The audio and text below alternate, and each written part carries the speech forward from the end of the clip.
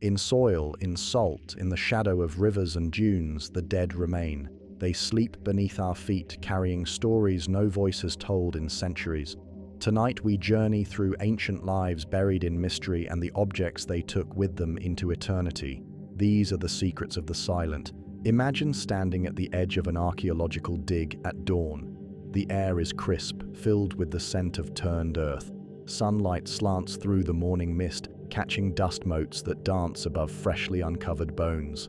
Each grain of sand that falls from ancient fingers tells a story that has waited millennia to be heard. What you are about to discover are not just relics or curiosities locked away in museum cases.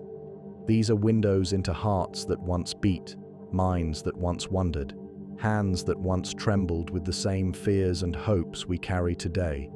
The dead, you see, are not truly silent. They speak through the objects they clutched in their final moments, through the care with which they were laid to rest, through the mysteries they left behind. In the Thames mud, beneath the bustling footsteps of modern London, bones emerge from the river's embrace. Some have rested there for thousands of years, their stories mingling with the flow of water that has witnessed the rise and fall of civilizations. Others were placed there with purpose, their final resting place chosen by hands that understood meanings we can only guess at. Across the world, in desert sands and mountain caves, in forgotten tombs and accidental discoveries, the dead continue their patient wait.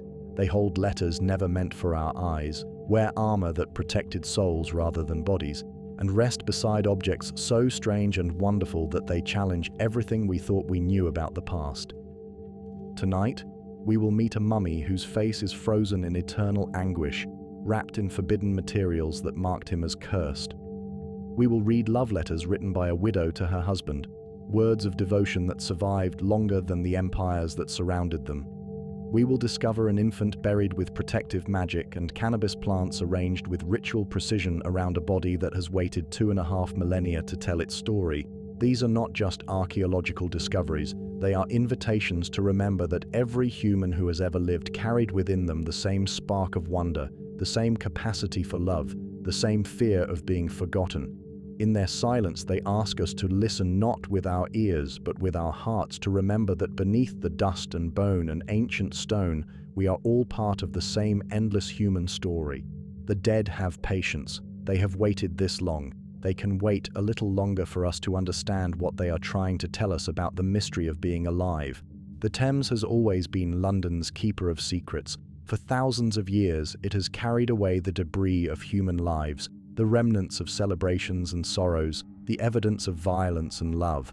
But it has also been a keeper, holding close to its muddy banks the bones of those who lived and died along its waters.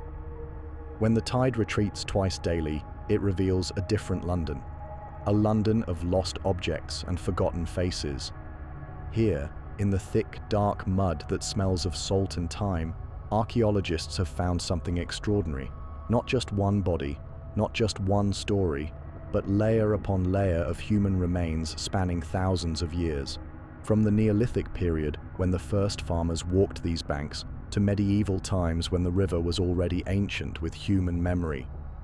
Picture the scene as researchers work at low tide, their boots sinking into the soft mud with each step. The smell of the river is strong here, a mixture of salt water and centuries of sediment. As they carefully brush away the mud, shapes emerge, a femur darkened by time, a skull, its empty socket seeming to gaze up at the modern city that has grown around its resting place, ribs that once protected a beating heart, now curved like the hull of a boat that has finally found its harbor. But these are not ordinary burials. There are no grave goods here, no carefully constructed tombs. These bones seem to have been placed in the river deliberately, or perhaps they washed here from somewhere else entirely. The mystery deepens when scientists examine them more closely. Using a technique called strontium isotope analysis, they can trace where these people lived by studying the minerals that were absorbed into their bones from the water they drank and the food they ate. The results are startling. Some of these individuals were locals, people who spent their entire lives near the Thames, but others came from far away, from regions hundreds of miles distant. What brought them here? Were they pilgrims, traders, refugees, or perhaps prisoners? The river keeps its secrets, but the bones whisper hints of ancient journeys and forgotten purposes. Even more intriguing are the patterns of injury found on many of these remains. The same types of wounds appear again and again, suggesting either repeated violence or perhaps ritual scarification. Some archaeologists believe these marks tell of battles fought along the river's banks, conflicts so fierce that the dead were swept into the water. Others propose a more mysterious explanation, that these were sacred wounds, marks made in ceremony, signs of a spiritual practice we can no longer understand. DNA analysis has revealed even more secrets. Family connections stretch across the centuries, suggesting that certain groups returned to the same spots along the Thames generation after generation. Perhaps these were sacred places, locations where the boundary between the world of the living and the realm of the dead grew thin. The river, with its constant flow and endless renewal, may have been seen as a pathway between worlds. As the sun sets over the Thames and the tide begins to turn, the mud slowly covers the bones once more, but their stories remain, carried forward by the same waters that have witnessed the rise and fall of empires. The Thames flows on, as it has for millennia, bearing the memories of those who once watched it from its banks. These river bones remind us that even in death, even in the depths of time, the human story continues to unfold, one discovery at a time. As the Thames flows on, it carries the fragments of those who once watched it from its banks. But not all were laid to rest with peace. In the depths of the Egyptian Museum in Cairo, behind glass that reflects the curious faces of visitors, lies a mummy unlike any other. He has no name, no royal title, no golden mask to proclaim his importance. He is known only as Unknown Man E, and his story is written not in hieroglyphs but in the twisted agony of his preserved face. When archaeologists first unwrapped this mysterious figure in 1881, they found something that chilled them to the bone. Unlike the peaceful, dignified expressions of other mummies, this man's face was frozen in what appeared to be a silent scream. His mouth hung open, his features contorted as if he had died in terrible pain or overwhelming fear. Even more disturbing, his hands were bound behind his back, and his entire body was wrapped not in the fine linen reserved for the honored dead, but in sheepskin. To understand the horror of this discovery, you must know that in ancient Egypt, sheepskin was considered ritually impure. It was the material of outcasts, of those who had committed crimes so terrible that they were denied the sacred burial rites that would ensure their safe passage to the afterlife. To be wrapped in sheepskin was to be cursed, condemned to wander eternally between worlds, neither fully dead nor able to find peace. But who was this man, and what had he done to deserve such treatment? The mummy was found in the royal cache at Deir el-Bahari, alongside the bodies of some of Egypt's greatest pharaohs. To be buried with kings suggested importance, yet to be wrapped in sheepskin suggested disgrace. It was a contradiction that has puzzled researchers for more than a century. Some believe Unknown Man E was a member of the royal family who had fallen from grace, perhaps a prince who had attempted to overthrow his father, or a high official who had betrayed state secrets. Others propose he was a foreign prisoner of war, someone so dangerous that even in death he had to be contained. The binding of his hands supports this theory, as if those who prepared his body feared he might somehow escape even from the grave. Modern forensic techniques have revealed new clues about his final moments. Computer tomography scans show that his brain was not removed through the nose as was customary in Egyptian mummification, but remained in his skull, adding to the evidence that his burial was rushed or done in anger. Analysis of his bones suggests he was a man in his 20s or 30s, strong and healthy before whatever fate befell him. The mystery deepens when we consider the care with which his body was preserved despite the cursed wrapping. Someone wanted this man to last through eternity, but not in comfort. Was this punishment, or was it protection? Some archaeologists now wonder if the sheepskin wrapping was meant not to curse him, but to hide him from vengeful spirits or political enemies who might seek to destroy his remains. Recent DNA analysis has opened new possibilities. Some researchers believe Unknown Man E might have been Prince Pentaweret, son of Pharaoh Ramesses III, who was implicated in a conspiracy to assassinate his father. Ancient papyri tell of a harem plot that nearly succeeded and of a prince who was forced to take his own life rather than face execution. If this theory is correct, the twisted expression on the mummy's face might be the result of poison or strangulation, and the sheepskin wrapping a final act of mercy disguised as disgrace. But perhaps the most haunting possibility is that unknown man E was simply in the wrong place at the wrong time, a victim of circumstances we can no longer understand. His face, frozen in eternal anguish, reminds us that even in death, mystery can be more powerful than certainty. In the shadowy halls of the Egyptian Museum, visitors still stop before his case, drawn by the question that has no answer. What could drive someone to such desperation that their final expression would haunt the world for thousands of years? A scream across the millennia, preserved in bandages and bone. But from torment, we now move to tenderness, love beyond death. In the autumn of 1998, construction workers in Andong, South Korea, made a discovery that would touch hearts across the world. As they dug the foundation for a new apartment building, their shovels struck something unexpected beneath the earth. Not treasure, not ancient artifacts, but something far more precious, a love story that had waited 400 years to be told. The tomb they uncovered belonged to a scholar named Yi Young-tae, who had died in the year 1586 during Korea's Joseon dynasty.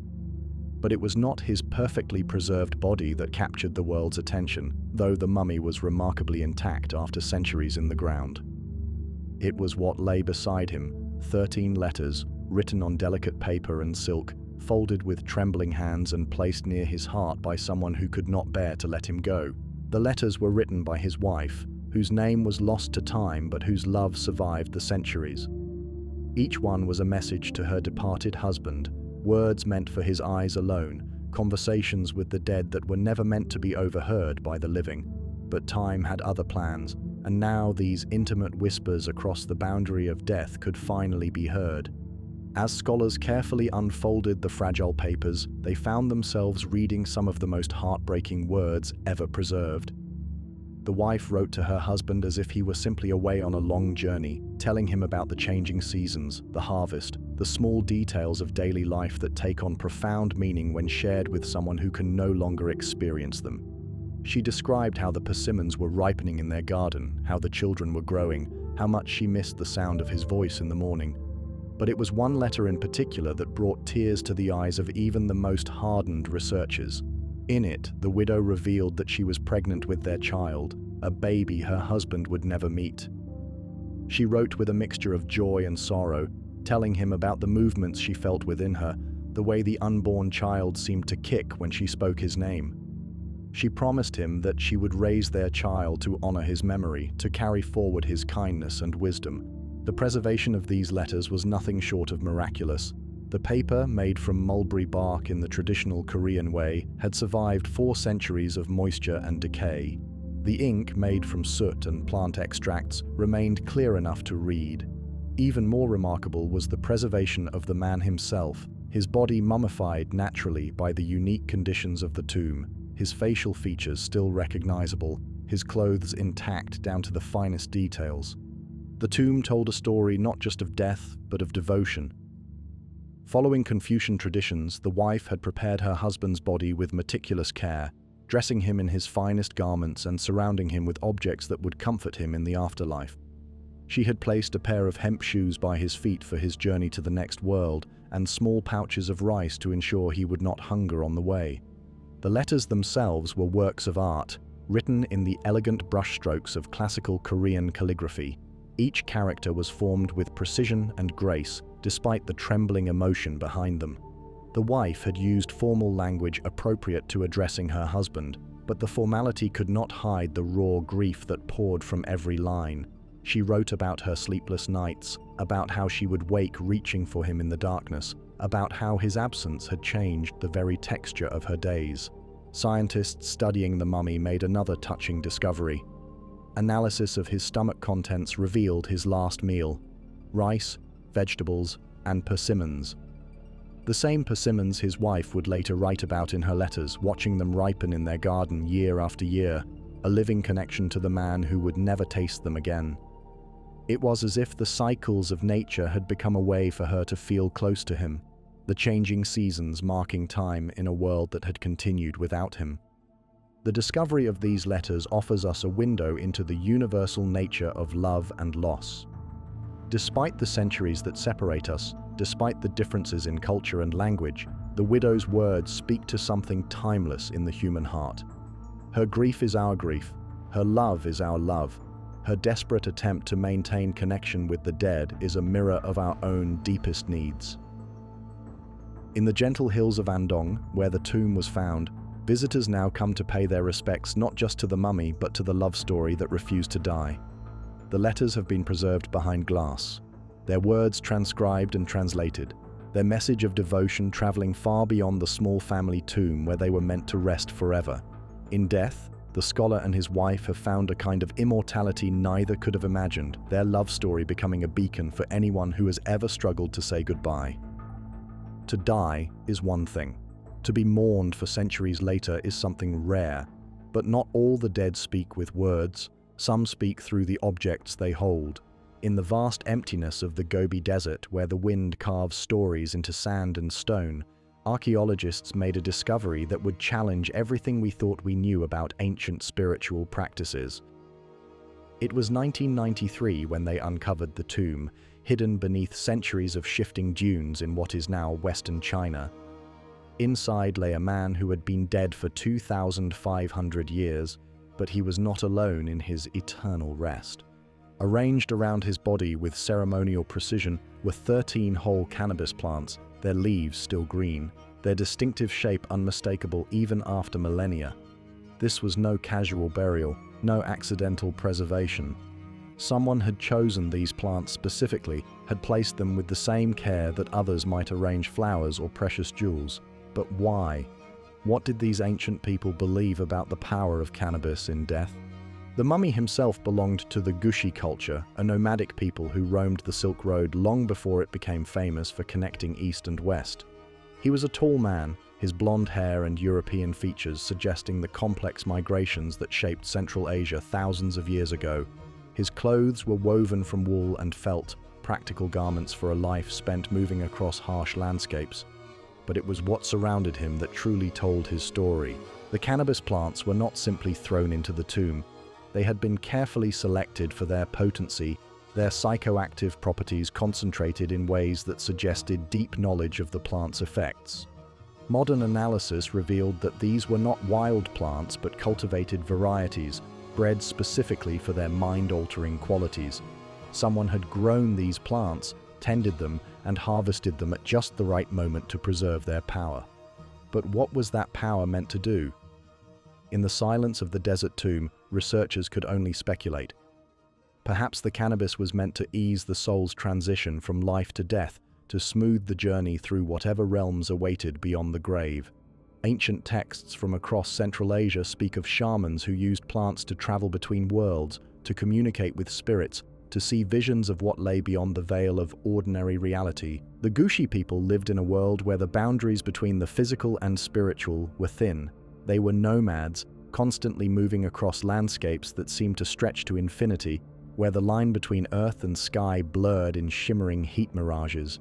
In such a world, plants that could alter consciousness might have been seen as doorways, passages to other dimensions of existence. The preservation of the cannabis was extraordinary.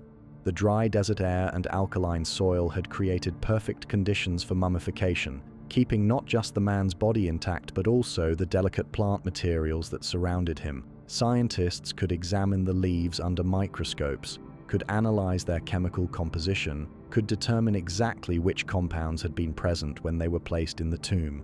What they found was remarkable. The cannabis contained high levels of tetrahydrocannabinol, the psychoactive compound that produces the plant's mind-altering effects. But there were other chemicals too, compounds that suggested the plants had been prepared in specific ways, perhaps dried or processed to concentrate their potency. This was not random use, but sophisticated pharmacology, the product of generations of accumulated knowledge about how to work with the plant. The tomb itself offered other clues about the man's beliefs. Alongside the cannabis were wooden bowls, perhaps for burning the plant or preparing it for consumption. There were also animal bones, the remains of what might have been ritual feasts or offerings to the spirits. Most intriguingly, there were small carved figures, stylized representations of humans and animals that might have been guides for the soul's journey. The discovery raises profound questions about the role of consciousness-altering substances in ancient spiritual practices.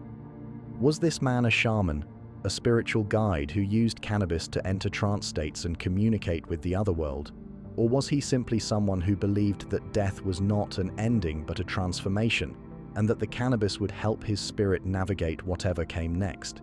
Archaeological evidence from across the ancient world suggests that many cultures used plants to alter consciousness during religious ceremonies. From the soma of ancient India to the ergot-infused wines of Greek mystery cults, humans have long sought to expand their awareness beyond the boundaries of ordinary perception. The cannabis mummy represents one of the earliest and most direct evidence of this universal human impulse. As the sun sets over the Gobi Desert, casting long shadows across the dunes where the mummy was found, we are left to wonder about the beliefs that led someone to surround a loved one with these sacred plants. In a world where death was ever present, where the harsh realities of nomadic life meant constant confrontation with mortality, perhaps cannabis offered hope. Hope that consciousness could survive the body's dissolution, that the spirit could journey on to realms beyond our current understanding. The cannabis mummy reminds us that the relationship between humans and mind-altering plants is ancient and profound. In his quiet desert tomb surrounded by the green leaves that someone believed would carry him to the next world, he represents a different understanding of death, one where the boundary between life and what comes after is not a wall but a doorway, and where plants might hold the key to opening it. Wrapped in ritual, soaked in symbolism, each body a time capsule, but some are more pristine than others. In the spring of 2011, construction workers in the eastern Chinese city of Taizhou made a discovery that would baffle scientists and challenge everything we thought we knew about preservation. As their excavators dug deep into the earth for a new development project, they struck something unexpected. A wooden coffin, dark with age, sealed so tightly that not a drop of groundwater had penetrated its walls for 700 years. When archaeologists carefully pried open the coffin, they gasped at what lay within. Floating in a pool of mysterious brown liquid was the body of a woman, her preservation so perfect that she looked as though she had died only days before. Her skin was still soft to the touch, her hair remained lustrous and black, even her eyelashes were intact, delicate as butterfly wings. It was as if time itself had forgotten to claim her. The woman had lived during the Ming Dynasty, in an era when China was experiencing unprecedented prosperity and cultural flowering. Based on the silk garments that clothed her body and the quality of her coffin, she had been someone of considerable wealth and status. Her robes were woven with intricate patterns, the threads still vibrant despite the centuries that had passed. Golden hairpins adorned her elaborate hairstyle, and jade bangles encircled her wrists, symbols of protection that had indeed protected her from decay. But it was the liquid that truly mystified researchers. The coffin was filled with a brown, oily substance that had somehow prevented decomposition for 7 centuries. Scientists carefully extracted samples, subjecting them to every test they could devise, but the liquid's composition remained largely mysterious. It appeared to be organic, perhaps derived from plants or animal sources, but its exact recipe was lost to time. The preservation was so complete that scientists could examine not just her external features but her internal organs as well. Her brain remained intact, her heart still recognizable, her liver and kidneys preserved in remarkable detail. It was a window into medieval Chinese anatomy, offering insights into diet, health, and lifestyle that would normally be impossible to obtain from remains so ancient. Analysis of her stomach contents revealed her final meals: rice, corn, and sweet potato. The presence of sweet potato was particularly intriguing, as this crop had only recently been introduced to China from the Americas through Portuguese traders. Her last meal placed her death sometime in the late Ming period, when East met West through maritime trade routes that brought new foods and ideas across the oceans. The mystery deepened when researchers tried to understand how such perfect preservation had been achieved. The Chinese had been masters of mummification for thousands of years, but their techniques typically involved drying the body and wrapping it in silk. This liquid preservation was something different, something that suggested either an accidental discovery or a deliberate innovation that had been lost to history. Some scientists theorized that the liquid was a form of ancient embalming fluid, perhaps made from tree resins, oils, and herbs known for their preservative properties. Others suggested that the preservation might have been accidental, the result of unique soil conditions and the sealed environment of the coffin creating a perfect storm of preservation factors. The woman might have been buried according to normal Ming Dynasty customs, only to have chemistry and chance conspire to keep her body intact across the centuries. The coffin itself offered clues about the burial practices of the time. It was constructed from expensive camphor wood, known for its resistance to insects and decay. The joints were sealed with a paste made from lime and rice, creating an airtight environment that may have been crucial to the preservation process. Layer upon layer of silk shrouds had wrapped the body before the liquid was added, suggesting a complex burial ritual that combined traditional practices with experimental preservation techniques. Perhaps most haunting of all was the expression on her face. Unlike many mummies whose features are distorted by the drying process, this woman's face remained peaceful, almost serene. Her lips were slightly parted as if she had just taken a breath, her eyes gently closed as if in sleep. There was something almost alive about her appearance, something that made visitors to the laboratory feel as though they were intruding on someone's rest rather than examining ancient remains. The discovery raised profound questions about what the Ming Dynasty Chinese believed about death and preservation. Why had someone gone to such extraordinary lengths to prevent this woman's decay? Was the liquid preservation an attempt to keep her body ready for some future resurrection? Or was it simply the ultimate expression of love and respect, a family's refusal to let death claim their beloved completely? As researchers continue to study her remains and the mysterious liquid that preserved her, the woman from Taiju has become a symbol of the secrets that still lie hidden beneath our feet. In a world where we think we understand the past, she reminds us that there are still mysteries waiting to be solved, still techniques and knowledge that have been lost to time. She floats in her brown pool like a question mark made flesh, challenging us to remember that the dead still have surprises left to share. In the quiet laboratory where she now rests, the woman in the liquid continues her 7th-century sleep, her secrets locked away in cells that refuse to surrender to time. She is a reminder that preservation can be an act of love, that sometimes the living will go to extraordinary lengths to keep the dead close, even if it means creating mysteries that will puzzle future generations for centuries to come. She did not decay, she waited. But not all who rest are remembered. Some are entombed in armor before they can even speak. In the rolling hills of the Ural Mountains, where ancient forests whisper secrets older than written history, archaeologists uncovered a burial that would challenge everything we thought we knew about prehistoric childhood. The year was 2013, and the team was excavating a site near the Volga River when they found a small grave that seemed almost too deliberate, too carefully arranged to be anything other than profoundly significant. Inside lay the remains of an infant, no more than a few months old when death claimed this tiny life 4,500 years ago. But this was no ordinary child's burial. Covering the baby's head was a copper helmet, its green patina telling of millennia spent in the earth.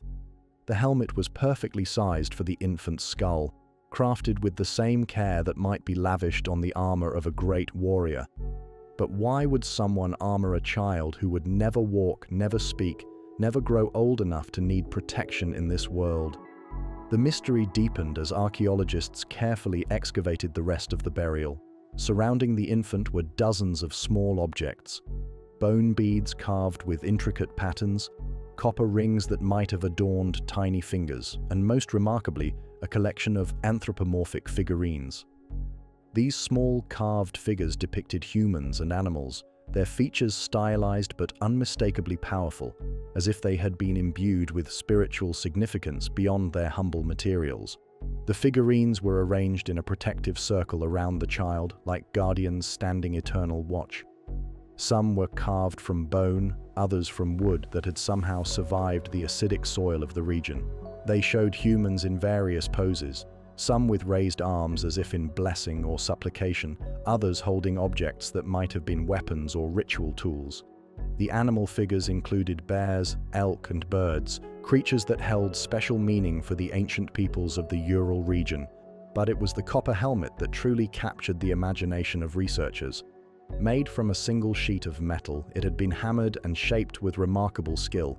The copper would have been precious in this time and place, obtained through trade networks that stretched across vast distances.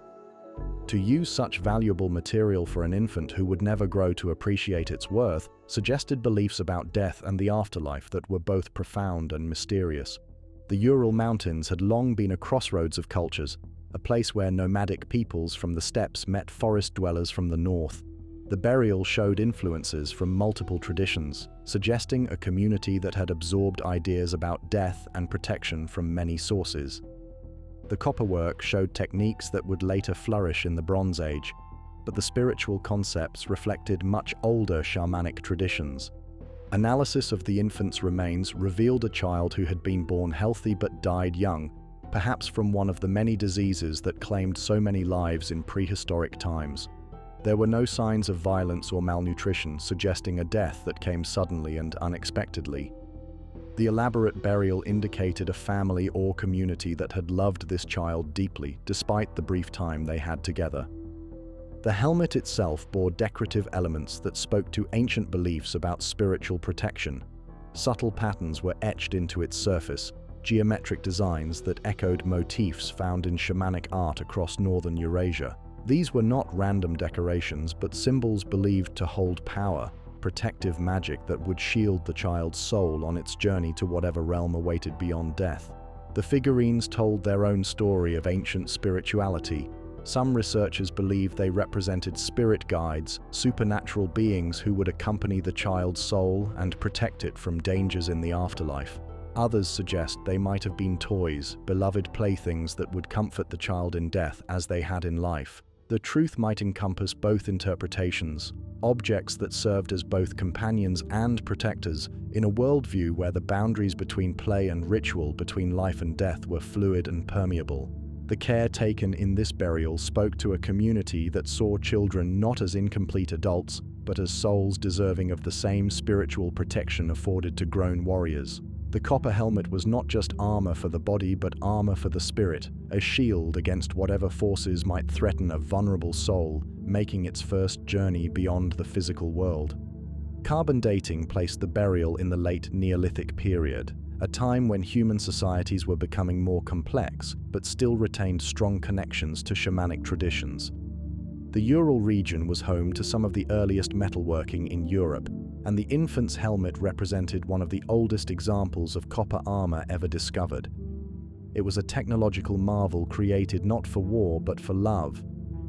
As archaeologists studied the site, they found evidence that the grave had been visited repeatedly over the years following the burial. Small offerings had been left, additional beads, carved bone fragments, and traces of organic materials that might have been food or flowers.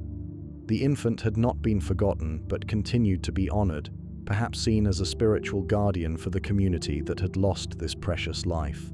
The discovery forces us to reconsider our assumptions about prehistoric childhood and death. In a world where infant mortality was tragically common, this elaborate burial suggests that each young life was valued individually, that grief for the smallest souls could inspire the creation of objects of lasting beauty and power. The armored infant reminds us that love transcends both time and death, that the impulse to protect our children extends beyond the boundaries of life itself. In the quiet museum where the copper helmet now rests, visitors often pause longer at this display than at others. There is something deeply moving about this tiny piece of armor, something that speaks to the universal human desire to shield our most vulnerable from harm. The infant may have lived only months, but the love that created this burial has lasted millennia, a testament to the enduring power of parental devotion. From the vulnerable to the revered, what we bury reveals what we fear and what we love, but sometimes the objects left behind are older than we can imagine.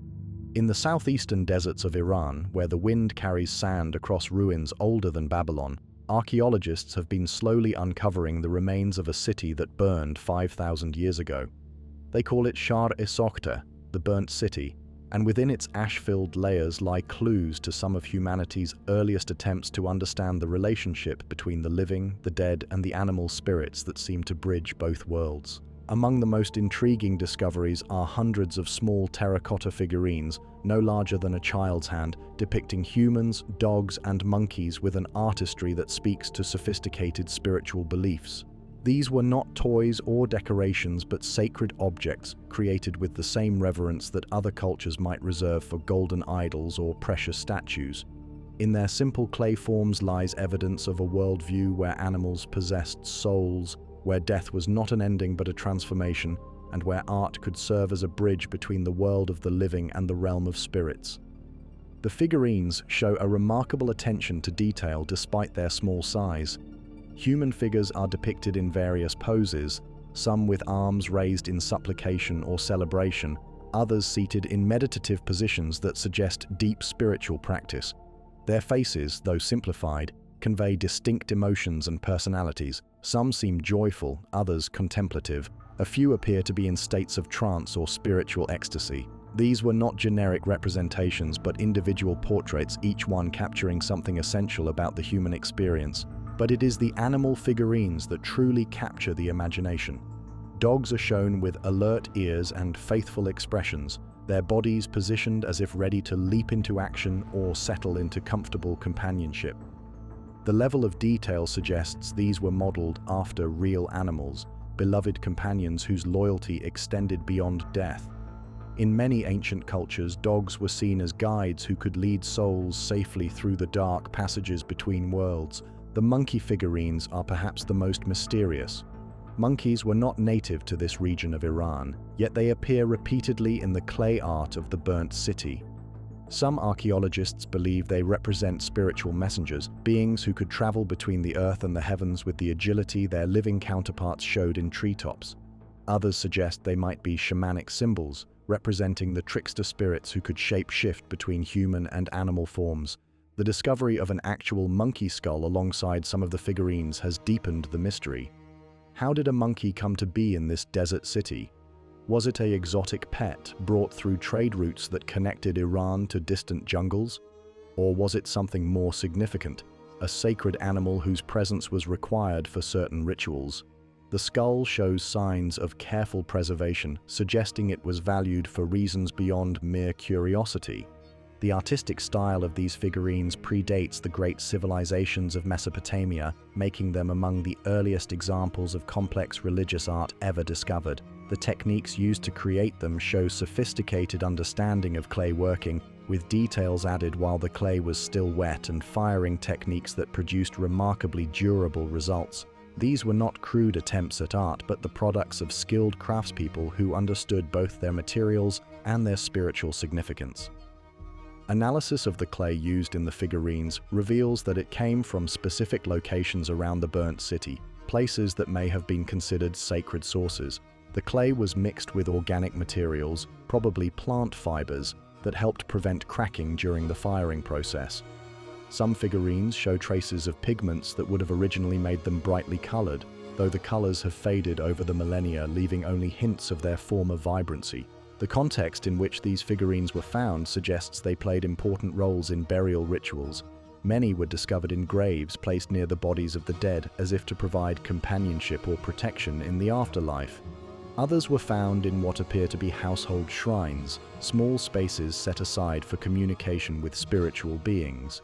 The arrangement of figurines in these contexts suggests complex ceremonies involving multiple figures, perhaps representing entire spiritual communities of humans and animals. The burnt city itself tells a story of prosperity followed by sudden catastrophe. The settlement flourished for over 1,000 years, growing into one of the largest urban centers of its time. Its inhabitants were skilled in metallurgy, pottery, and trade, connecting cultures across vast distances. But around 3,200 years before the Common Era, fire swept through the city, destroying everything and leaving only the archaeological record we study today. Some researchers believe the figurines offer clues about what the inhabitants of the burnt city believed would happen after death. The presence of both human and animal figures in graves suggests a vision of the afterlife where souls would be reunited not just with lost loved ones but with the animal companions who had shared their earthly lives. In a world where survival often depended on the cooperation between humans and animals, this belief would have provided profound comfort. The monkey figurines, with their knowing expressions and agile poses, might represent a different kind of spiritual guide altogether. In many shamanic traditions, monkeys are associated with wisdom and the ability to see between worlds. They are creatures of boundaries, equally at home in trees and on the ground, in the wild and among humans. In the spiritual geography of the burnt city, they might have served as messengers between the realm of the living and whatever lay beyond death. As archaeologists continue to excavate the burnt city, each new discovery adds to our understanding of these ancient people and their beliefs. The figurines, small as they are, represent enormous leaps of imagination and faith. In their simple forms, we see evidence of humanity's eternal quest to understand death, to find meaning in loss, and to create art that can somehow bridge the gap between the world we know and the mysteries that await us all. Across deserts and rivers, gods traveled with the dead. And in one forgotten village, two ancient gods returned in the unlikeliest of places. In the quiet Polish village of Nowa Kierekwia, where the morning mist rolls across fields that have been farmed for generations, an elderly man named Jan Kowalski made a discovery that would puzzle archaeologists and historians for decades to come. It was 1938, and war clouds were gathering across Europe, but in his small garden behind the village church, Jan was concerned with more immediate matters, preparing his vegetable plot for the coming season. As he dug deeper than usual, planning to plant potatoes in soil that had never been turned so thoroughly before, his spade struck something hard. At first, he thought it was just another stone, the kind that seemed to multiply in Polish soil like stubborn weeds. But as he cleared away the earth, he found himself staring at something impossible, the carved face of what could only be a god, but not any god that belonged in Catholic Poland. The statue that emerged from the earth was unmistakably Egyptian. Even Jan, a simple farmer with little formal education, could recognize the distinctive headdress and serene expression of Osiris, the ancient lord of the underworld. The limestone carving was nearly 3 feet tall, its details still sharp despite whatever journey had brought it to this unlikely resting place. But Osiris was not alone in the Polish soil. Continuing to dig, now with the excitement of someone who knows he has stumbled upon mystery, Jan uncovered a second statue. This one showed a younger figure crowned with grapevines, his face bearing the knowing smile of someone well acquainted with earthly pleasures. It was Bacchus, the Roman god of wine and celebration, as out of place in a Polish garden as his Egyptian companion.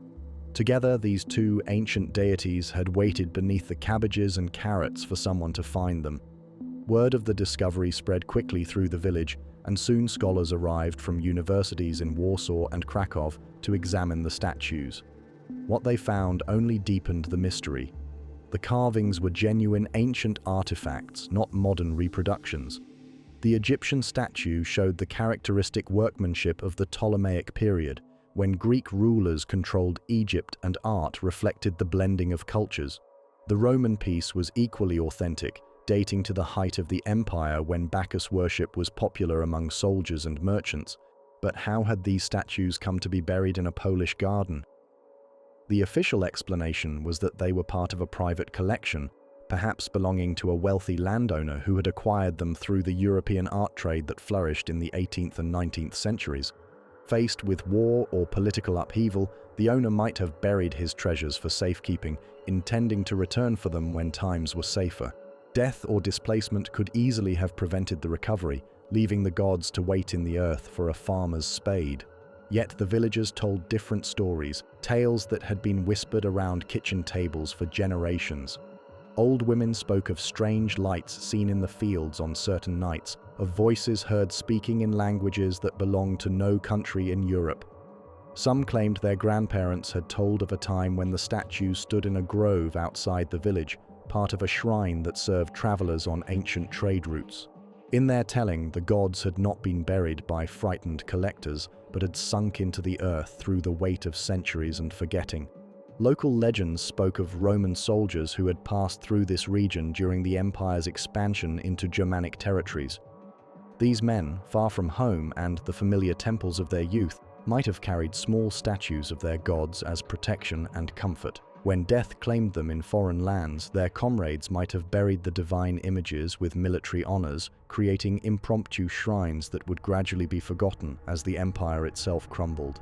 The pairing of Osiris and Bacchus was particularly intriguing to scholars. Both were gods associated with death and rebirth, with the cycles of nature that bring harvest after dormancy, life after apparent ending. Osiris ruled the underworld but also represented the annual flooding of the Nile that brought fertility to Egypt. Bacchus presided over the grape harvest and the wine that could bring both celebration and oblivion. Together, they embodied humanity's complex relationship with mortality and the hope that death might not be final. Archaeological investigation of the site revealed traces of other artifacts, fragments of pottery, corroded metal objects, and organic remains that might have been offerings. The evidence suggested that the statues had not been simply buried but had been part of a deliberate arrangement, perhaps a shrine or ritual site that had served the spiritual needs of people whose names and stories had been lost to time. The outbreak of World War II interrupted further study of the site, and the chaos that followed made detailed archaeological work impossible. Jan Kowalski hid the statues during the occupation, protecting them from Nazi collectors who were systematically looting art treasures across conquered Europe. After the war, communist authorities showed little interest in artifacts that represented religions they considered primitive superstitions. The gods waited again, this time in Jan's cellar, for a world that would value their mystery. It was not until the 1980s, as Poland began to open to the wider world, that serious study of the statues resumed. By then, Jan was an old man, and his memories of the discovery had taken on the quality of legend. He told interviewers that he had always felt the gods were meant to be found, that they had been waiting for the right person to give them back to the light. Modern analysis has confirmed the authenticity of both statues and provided clues about their origins, but the mystery of how they came to Poland remains unsolved. Whether they represent the collection of a forgotten aristocrat, the devotions of ancient soldiers, or something else entirely, they serve as reminders that the past is full of surprises, that gods can travel farther than their worshippers ever imagined. Today, the statues rest in a museum in Warsaw, where visitors often comment on the serene expressions of these displaced deities.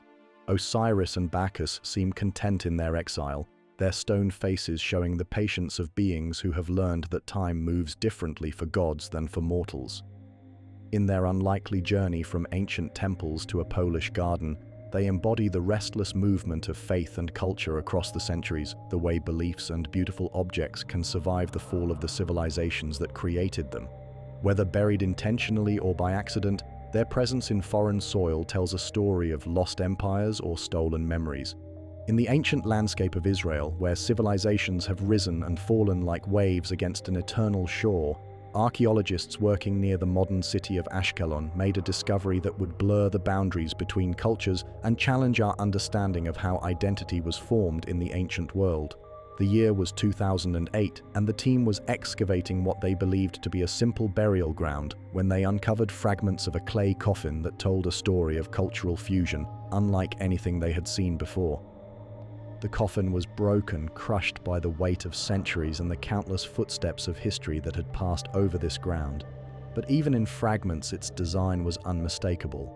This was an Egyptian-style sarcophagus, complete with the anthropomorphic lid that was meant to show the face of the deceased. Yet it had been found in Canaan, far from the Nile Valley where such burial practices originated. The clay itself was local, fired in kilns that had never known the desert sands of Egypt. As archaeologists carefully pieced together the fragments, they found themselves looking at something that defied easy categorization. The coffin bore Egyptian motifs, the traditional symbols of protection and rebirth that had adorned pharaohs' tombs for millennia. But mixed among these familiar images were elements that belonged to Canaanite culture, local deities, regional symbols, artistic styles that spoke of traditions rooted in this particular piece of earth rather than in the grand temples of Memphis or Thebes. The face molded into the coffin's lid showed features that were neither clearly Egyptian nor obviously Canaanite, but something in between, a blending that suggested the person buried within had lived in a world where cultural boundaries were fluid rather than fixed. This was the face of someone who might have worshipped both Isis and Astarte, who could read both hieroglyphs and the local scripts, who saw no contradiction in honoring gods from different pantheons. The discovery forced archaeologists to reconsider their assumptions about ancient identity. We often think of ancient peoples as belonging to distinct, separate cultures, but this coffin suggested a more complex reality. In the ancient Near East, where trade routes connected distant lands and political boundaries shifted with the fortunes of war, people regularly encountered foreign ideas and incorporated them into their own belief systems. The result was not cultural purity but creative synthesis. But the mystery deepened when excavators found something even more intriguing nearby: a collection of ancient jars marked with symbols that predated any known writing system by thousands of years. These vessels, carbon dated to approximately 6,500 years before the present, bore triangular marks arranged in patterns that seemed too deliberate to be mere decoration. The triangles were carved with precision, their angles carefully maintained, their placement following rules that modern observers could only guess at. Some researchers believe these markings represent one of humanity's earliest attempts at systematic communication, a primitive form of writing that emerged independently in this region long before the invention of cuneiform or hieroglyphs. The triangular symbols might have indicated contents, ownership, or ritual purpose. They could have been a form of accounting system, tracking goods in an economy that was becoming increasingly complex as agriculture allowed for surplus and trade. Others argue that the symbols were not writing at all, but rather a form of sacred marking, designs that held spiritual rather than practical significance. In this interpretation, the triangles were not meant to be read but to be recognized, symbols that identified these vessels as belonging to particular rituals or deities. The precision of their execution suggests they were important, regardless of whether they conveyed information in the way we understand writing. The proximity of the coded jars to the hybrid coffin created an intriguing puzzle. Were these artifacts related, evidence of a community that had preserved ancient traditions while adapting new influences? The timeline suggested that thousands of years separated their creation, yet both showed the same impulse towards symbolic communication, the human need to encode meaning in material objects that would outlast the people who created them. The region where these discoveries were made had always been a crossroads, a place where the great powers of the ancient world met and mingled. Egyptian armies had marched through these hills, carrying their gods and burial customs with them. Mesopotamian traders had established routes that brought cuneiform tablets and cylinder seals. Local Canaanite kings had adopted and adapted foreign practices while maintaining their own traditions. The result was a cultural landscape of extraordinary richness and complexity. The Egyptian Canaanite coffin represents a moment in this ongoing process of cultural exchange, a time when someone felt comfortable claiming elements from multiple traditions to create something new. The person buried within might have been a trader who had lived in Egypt, a diplomat who had served multiple masters, or simply someone who lived in a cosmopolitan city where different cultures met and merged in daily life. The coded jars suggest that this process of cultural creativity had much older roots. Even before the great civilizations had established their writing systems, people in this region were experimenting with ways to preserve and transmit information across time and space. The triangular symbols might represent failed experiments, ideas that never developed into full writing systems, or they might be evidence of lost traditions that were replaced by more efficient methods of communication. Together, these artifacts tell a story about the fluidity of ancient identity and the human capacity for cultural innovation. In a world without modern nationalism or rigid ethnic categories, people were free to borrow, adapt, and combine elements from different traditions in ways that met their practical and spiritual needs. The result was not confusion but creativity, not cultural chaos but new forms of meaning. The coded coffin and the triangular jars remind us that the past was not a simpler time but a period of constant experimentation and change. People then, as now, were faced with the challenge of making sense of a complex world. of finding ways to express their beliefs and preserve their memories. The symbols they carved and the burial practices they created were their answers to these eternal human needs. In fragments and symbols, we see the first sparks of language, of memory made permanent. But all memory fades, even when buried in clay. As we reach the end of our journey through the silent chambers of the past, we find ourselves surrounded by the echoes of lives that ended thousands of years ago, yet somehow continue to speak to us across the vast expanse of time. From the muddy banks of the Thames to the windswept deserts of Central Asia, from Korean tombs filled with love letters to Polish gardens where ancient gods slept beneath the vegetables, we have witnessed the extraordinary lengths to which human beings will go to remember, to honor, and to make meaning from the mystery of mortality. Each burial we have encountered tells us something profound about the people who created it, but perhaps more importantly, each one reveals something essential about ourselves. The woman who wrote 13 letters to her dead husband speaks to anyone who has ever struggled to say goodbye. The infant wrapped in copper armor reminds us that love seeks to protect even when protection is no longer possible. The mummy whose face is frozen in eternal anguish forces us to confront the reality that not all deaths are peaceful, that some mysteries carry pain across the centuries. What emerges from these discoveries is a picture of humanity that is both ancient and utterly contemporary. The same emotions that drove a Chinese family to preserve their daughter in mysterious liquid. The same spiritual longing that led nomads to surround their dead with cannabis plants. The same artistic impulse that created clay figurines in a burned Iranian city. These forces still move within us today. We may use different materials, different symbols, different words, but the fundamental human experiences of love, loss, hope, and the search for meaning remain unchanged.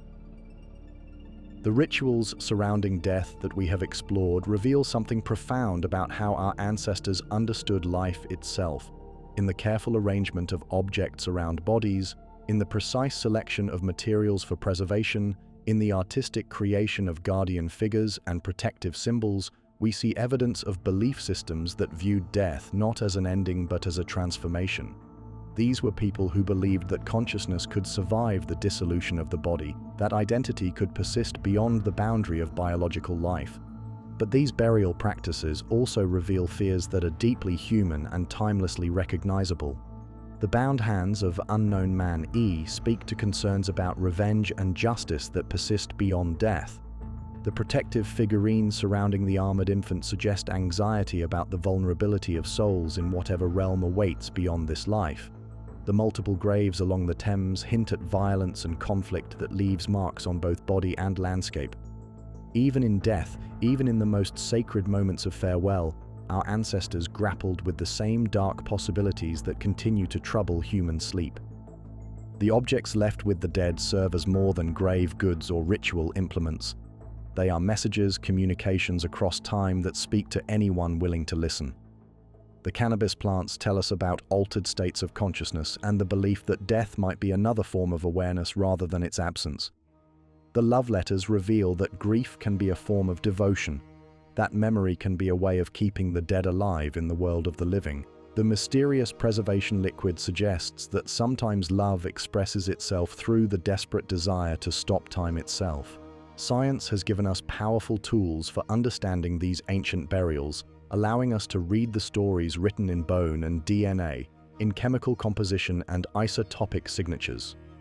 We can trace the movements of people across continents, identify their last meals, determine the causes of their deaths with forensic precision that would have seemed magical to those who first laid these bodies to rest. Yet for all our analytical capabilities, the deepest questions remain unanswered. We can determine what unknown man E ate for his final meal, but we cannot know what thoughts filled his mind as death approached. We can analyze the chemical composition of the preservation liquid, but we cannot fully understand the emotions that led someone to create it. We can date the triangular symbols on ancient jars, but we cannot be certain whether they represent writing, art, or something else entirely. The limit of scientific inquiry is not technological but existential. The inner lives of the dead, their hopes and fears and dreams, remain largely beyond our reach. This limitation is not a failure of archaeology or anthropology, but a reminder of the essential mystery that surrounds consciousness itself. We can study the brain, map its neural networks, understand its biochemistry, but the subjective experience of being alive, of being aware, of facing mortality remains as mysterious today as it was 5,000 years ago. The dead cannot tell us what it feels like to die, cannot describe what, if anything, comes after. They can only show us, through the arrangements of their burials and the objects they carried with them, what they hoped or feared might be true. Perhaps this is why these ancient discoveries continue to fascinate us so deeply. They represent humanity's longest-running experiment in hope over certainty, faith over knowledge. Every elaborate burial, every carefully preserved body, every ritual object placed with loving hands represents a bet against oblivion, a wager that death is not the final word in human experience. Whether these bets pay off, whether consciousness truly survives the body's death, whether the dead find the peace or adventure or reunion they sought, we cannot know from this side of the grave. What we can know is that the impulse to create meaning from mortality, to transform the fact of death into something larger than mere biological failure, appears to be as fundamental to human nature as language or art or music. We are meaning-making creatures, and perhaps nowhere is this more evident than in how we choose to treat our dead. The care lavished on bodies that can no longer benefit from it, the resources devoted to preserving people who will never again walk in sunlight, the artistic energy poured into objects meant for eyes that will never open again. All of this speaks to something in human nature that refuses to accept that death is merely an ending. The unknown will always remain unknown. We will never fully solve the mystery of unknown man-E's identity or perfectly understand the spiritual beliefs that led to the Cannabis mummy's burial. Science will continue to provide new insights, new techniques will reveal previously hidden details, but the deepest questions about consciousness, mortality, and meaning will likely persist as long as humans exist to ask them. And perhaps this is as it should be. Mystery, after all, is the space where wonder lives, where imagination can flourish, where the possibility of something more than mere material existence can be entertained. As we close this exploration of ancient burials and forgotten deaths, we are left with a paradox that would have been familiar to all the cultures we have encountered. The dead are gone, yet they remain. Their bodies have returned to dust, yet their stories continue to unfold. They cannot speak, yet we hear their voices in every artifact uncovered, every mystery revealed, every moment of recognition when we see ourselves reflected in their ancient hopes and fears. What we carry with us into the earth may someday rise again, not in resurrection but in remembrance, not in supernatural survival but in the simple human act of bearing witness to lives that were lived, loves that were felt, deaths that were mourned. In this way, the dead do achieve a form of immortality, not through preservation of consciousness but through preservation of story, not through escape from time but through participation in the endless human narrative that connects past, present, and future in an unbroken chain of memory and meaning. The sun rises over the Thames as it has for countless millennia, its light catching the surface of waters that have carried the dreams and sorrows of generations beyond counting. Somewhere beneath those gentle waves, bones still rest in the river mud, waiting for the next low tide to reveal them to eyes that have learned to see the past in fragments of weathered calcium and time-darkened stone. In the desert winds that sweep across the Gobi, grains of sand dance in patterns that would have been familiar to the nomad who was laid to rest with cannabis plants arranged like prayers around his sleeping form. The wind carries no judgment, no explanation, only the endless movement of particles that have witnessed empires rise and fall, that have been shaped by countless hands now returned to dust. The morning light filters through laboratory windows where the woman from the Ming Dynasty continues her 7th-century sleep, floating in her mysterious preservation, a question mark made flesh that reminds us how much we still do not know about the ingenuity of love and the determination of memory. Her peaceful face reflects the laboratory lights like still water, holding secrets that chemistry alone cannot unlock. In museums and storage rooms around the world, the objects we have encountered rest in climate-controlled silence. The copper helmet that once protected an infant's journey to the next world now protects something else entirely. the story of a love so fierce it sought to armor a soul. The clay figurines from the burnt city stand in neat rows, their expressions unchanged by their transition from sacred objects to archaeological specimens, still guarding mysteries we can feel but not fully comprehend. The love letters from Korea, now preserved behind glass and translated into a dozen languages, continue to carry their message of devotion across time. Words written by candlelight in a world lit only by flame and star now glow on computer screens, their emotional truth undimmed by the centuries that separate writer from reader. In every language they have been translated into, they say the same thing. Love does not end when breathing stops. Unknown man.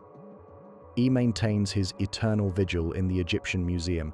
His twisted features a reminder that not all mysteries have comfortable solutions, that some questions carry darkness in their very asking. Visitors still pause before his display case, drawn by the raw honesty of his preserved anguish, reminded that death can be violent, unfair, frightening, even when dressed in the rituals of ancient wisdom. But perhaps the most profound truth revealed by our journey through these ancient burials is not about death at all, but about life. Every elaborate ritual, every carefully placed object, every hour spent in preservation and preparation speaks to the fierce vitality of those who refuse to let their loved ones simply disappear. These were not people obsessed with death, but people so committed to life, so convinced of its value and meaning, that they could not bear to see it reduced to mere biological failure. The Cannabis mummy was not surrounded by plants because his people were obsessed with drugs, but because they believed consciousness was too precious to lose, too important to abandon without tools for the journey ahead. The woman in the liquid was not preserved because her family could not accept death, but because they could not accept forgetting. The armored infant was not buried with protection because death was feared, but because the soul was valued beyond all material wealth. In every case, we see evidence of the same fundamental human conviction, that awareness, consciousness, the spark of individual existence that makes each person unique and irreplaceable, is worth preserving, protecting, remembering, and honoring long after the body that housed it has returned to the elements from which it came. Whether this conviction is justified, whether consciousness truly survives in some form beyond biological death, remains unknown and perhaps unknowable. But the conviction itself, the stubborn human refusal to treat death as merely a termination of function, reveals something beautiful about our species. We are not just biological machines programmed for survival and reproduction. We are creatures capable of recognizing the mystery of consciousness in ourselves and others, capable of grief that transforms into art, capable of love that expresses itself through actions that serve no evolutionary purpose, except to honor the irreplaceable value of individual existence. The dead remain silent about what they have found beyond the boundary of life, but they have spoken eloquently about what it means to be alive. Through the objects they carried with them, through the care lavished on their preservation, through the tears of those who could not bear to let them go, they have left us a message about the preciousness of consciousness, the reality of love, and the human capacity to create meaning from mystery. As archaeologists continue their patient work, as new technologies reveal previously hidden details, as the Earth continues to yield up its secrets one discovery at a time, we can be certain that more mysteries will emerge. More bodies will be found with unusual preservation, more graves will contain objects that challenge our understanding, more evidence will surface of the endlessly creative ways humans have sought to honor the dead and comfort the living. But regardless of what future discoveries await, the fundamental message will remain the same. Beneath the dust and bone and ancient stone, beneath the weight of centuries and the accumulated sediment of time, something persists. Not necessarily consciousness in any form we would recognize, but something equally precious. The story of beings who lived, who loved, who feared, who hoped, who created beauty in the face of mortality and meaning in the presence of mystery. They are gone, yet they remain. Beneath glass and sand and stone, the dead wait for us to listen, not with ears, but with humility. And maybe, just maybe, they still have something left to teach us about the courage required to be fully alive in a world where death is certain, but meaning is something we must create for ourselves, one story at a time, one memory at a time, one act of love at a time that refuses to accept that ending is all there is. The pulse beneath the dust is not the beating of a heart, but the rhythm of remembrance, the steady cadence of human beings choosing to honor what was precious in those who came before, to preserve what can be preserved, and to find in the fragments of the past a guide for making sense of the mystery of being alive right now, in this moment, aware and breathing and capable of wonder at the long, strange, beautiful story of which we are all part.